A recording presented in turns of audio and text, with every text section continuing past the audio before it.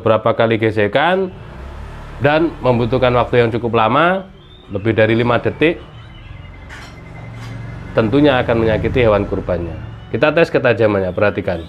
Nah, kalau sudah ketajamannya seperti ini, Masya Allah, insya Allah nggak akan menyakiti hewan kurban. Digesekkan pelan aja ambyar, apalagi mode cepat.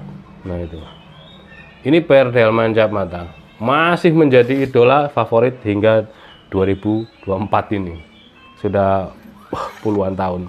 Ini yang pertama ya. Yang kedua ini lebih cakep lagi dari segi luar maupun dalam. Seperti ini bentuknya luar.